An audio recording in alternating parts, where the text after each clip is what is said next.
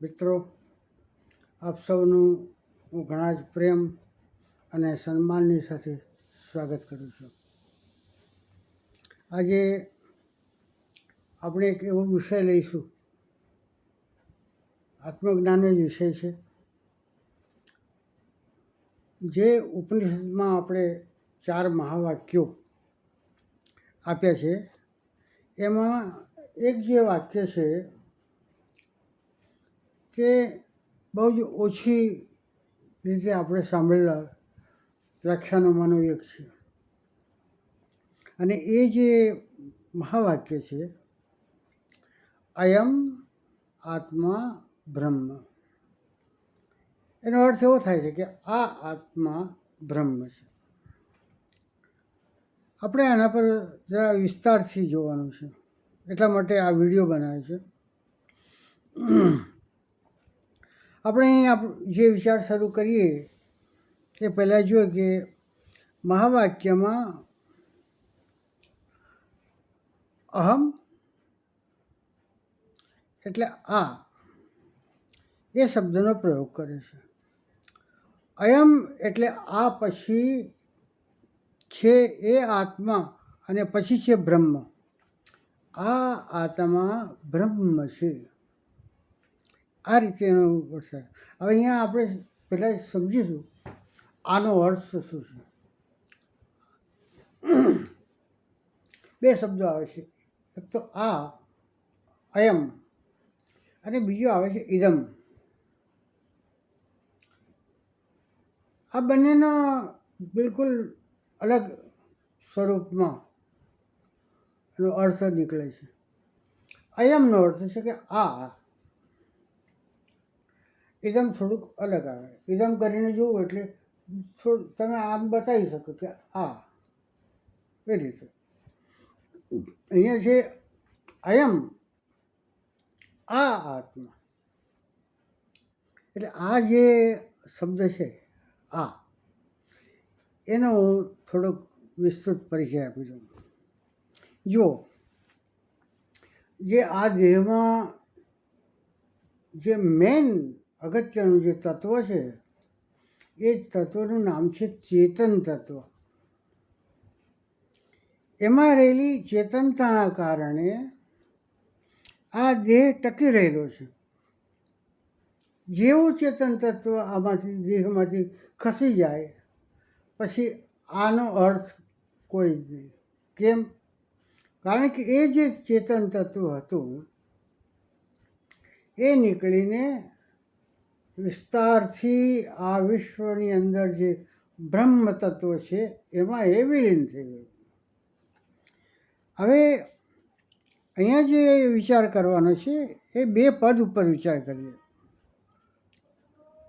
અયમ અને બ્રહ્મ, આ 2 પદો પર વિચાર કરવાનો છે. કેવી રીતે? જો એ જે બ્રહ્મ તત્વમાંથી જે ચેતન તત્વ આપણા દેહમાં પ્રવેશ્યું એ આત્માના સ્વરૂપમાં પ્રવેશ્યું. કેમ? કારણ કે એ જે ચેતન તત્વ બ્રહ્મ છે એ આત્માના જીવ ભાવની અંદર રહીને આ દેહમાં પ્રવેશ કર્યો. એને એટલે શું થયું કે આ જે આત્મા સર્વદા અપરોક્ષ છે. તમે નથી જોયો, મેં નથી જોયો, ફક્ત અનુભવ્યો છે. કેવી રીતે કે જે હું બોલી રહ્યો છું એ ચેતન તત્વના કારણે, તમે સાંભળી રહ્યા છો એ ચેતન તત્વના કારણે. હવે એ કારણે તે સ્વસ્વરૂપ છે. તથાપિ અજ્ઞાનતાના લીધે સ્થૂળ દેહ તથા ઇન્દ્રિયાદિકના લીધે આ આત્મા માની લીધો છે. આપ સમજ્યા? અહીં અને તેથી જ આ આત્માની અપરોક્ષતાનું જ્ઞાન આપણને દ્રઢ થતું નથી. સાધના કરવી પડે છે, તપશ્ચર્યા કરવી પડે છે. પરંતુ જે આત્મજ્ઞાની પુરુષ છે તેઓ સર્વદા અપરોક્ષ હોય છે. વળી અયમ એટલે એમ કહેવાથી આ આત્મા, એમ કહેવાથી આત્મા સ્વપ્રકાશ છે. એ તો અનુભવાય છે ને.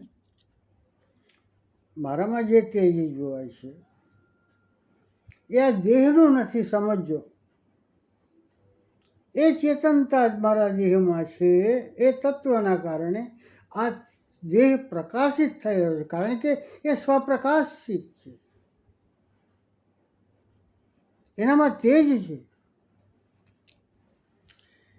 એટલે એમ કહેવાથી જે આત્મા આ જે છે એ આત્મા સ્વપ્રકાશ અને પાછો અપરોક્ષ છે.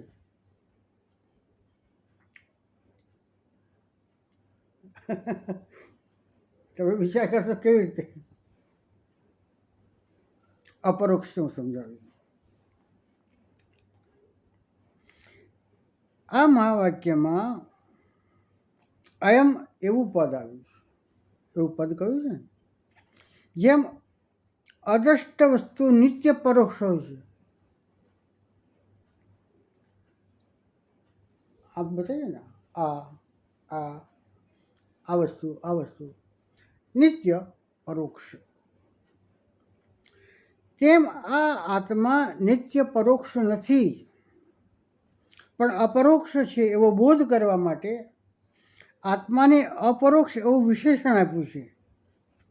જો આ દેહની અંદર હું જ્યારે સૂઈ જાઉં છું ત્યારે નિદ્રામાં મને સ્વપ્ન આવે છે ને, પણ જ્યારે હું પાછી જાગૃત થાઉં છું ત્યારે હું એ સ્વપ્ન જે આવ્યું હતું એનું વર્ણન કરું છું. એક. બીજું, જ્યારે હું ગાઢ નિદ્રામાં જતો રહું છું ત્યારે હું સુષુપ્તિમાં સુખપૂર્વક સૂઈ રહું છું. કેવી રીતે? તો હું તમને એવું કહું છું કે આજે હું એવો ઘસઘસાટ ઊંઘી ગયો કે મને સ્વપ્ન પણ ન આવ્યું.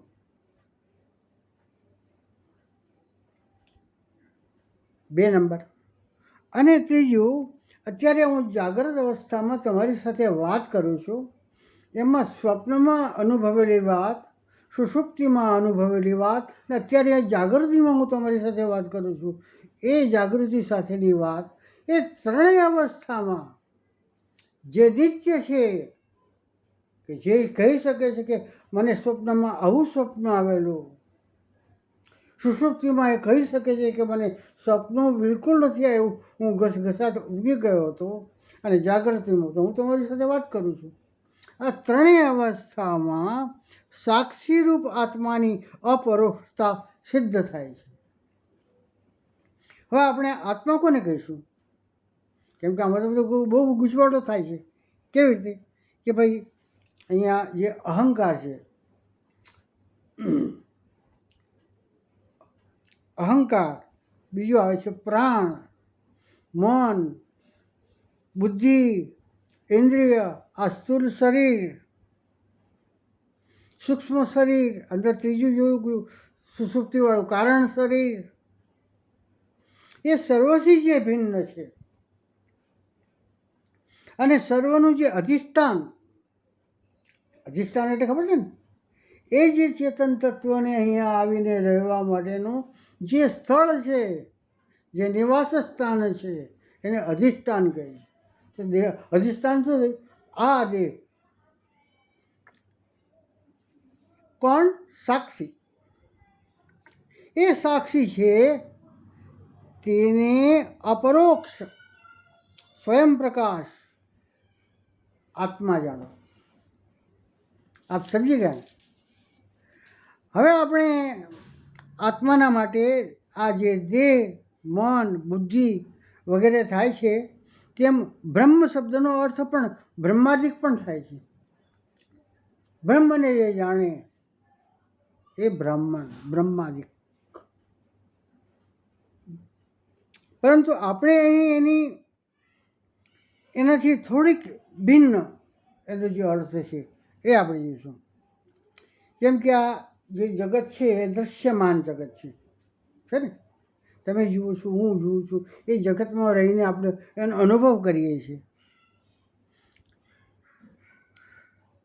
એ જગત જે છે એ મિથ્યા છે. મિથ્યાનો અર્થ સમજો, ખોટું છે એવું નહીં, સાચું છે એવું નહીં, પણ સાચું પણ નહીં, ખોટું પણ નહીં, અને છતાં અનુભવાય છે, એને મિથ્યા કહેવું. મિથ્યા જ્ઞાન પણ હોય ઘણી વાર. એવી રીતે મિથ્યા આ જગત. હવે એ જગતનો રચનાકાર કોણ છે? એ જ પરમ કૃપાળુ પરમાત્મા. એને તો આ જગત રચ્યું. તો હવે એ જે આ નેત્રથી જોવાય છે તે આ નહીં જોવાય છે ને. હું જોઉં, તમે મને જુઓ છો, હું તમને જોઉં, આ જગત જોવાય છે. તો આ નેત્રથી જોવાય છે તે એ નહીં. કારણ કે તમને અનુભવ છે કે આ બધું મૂકીને આ દેહમાંથી એ તત્વ એક દિવસ 100% ખસી જવાનું છે. કોઈનાથી રોકાયેલું નથી. એનું પણ તમને બોધ છે, એ પણ તમે જાણો છો.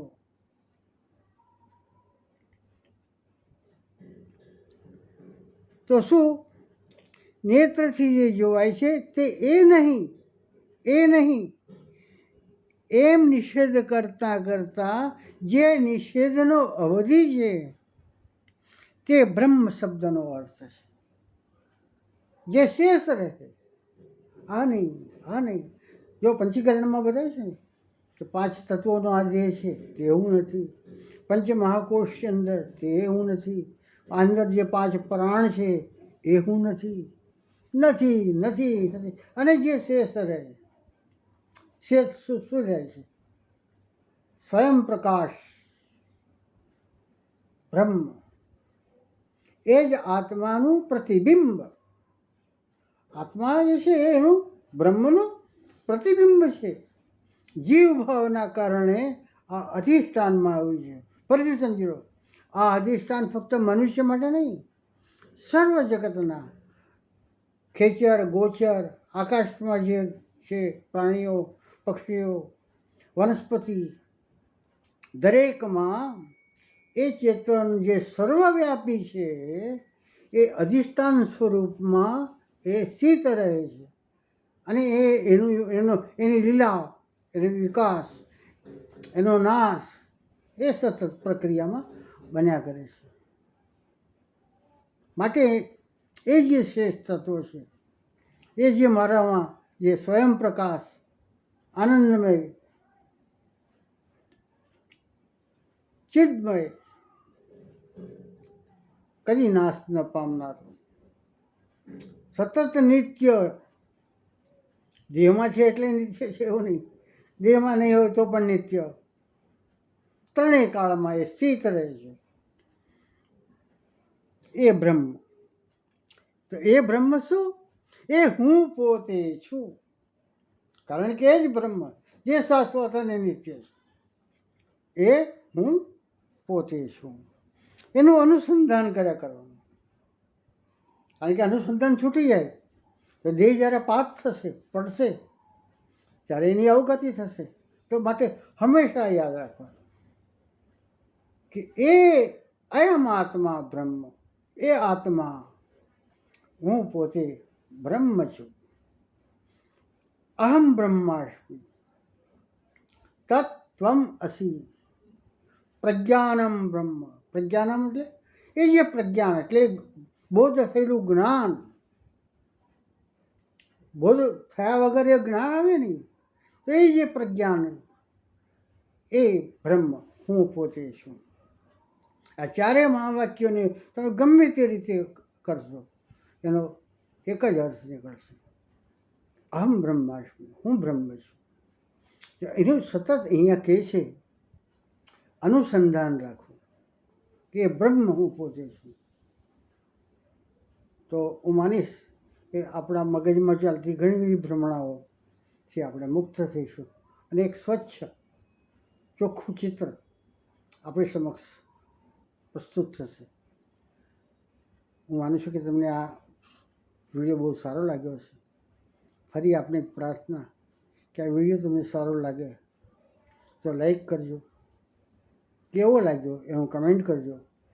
અને જો નવા આ વિડીયોમાં આપ દર્શક તરીકે આવ્યા હોય તો સબસ્ક્રાઈબ કરજો. ફરીથી આપ સૌનું સ્વાગત કરું છું. સદગુરુનાથ મહારાજ કી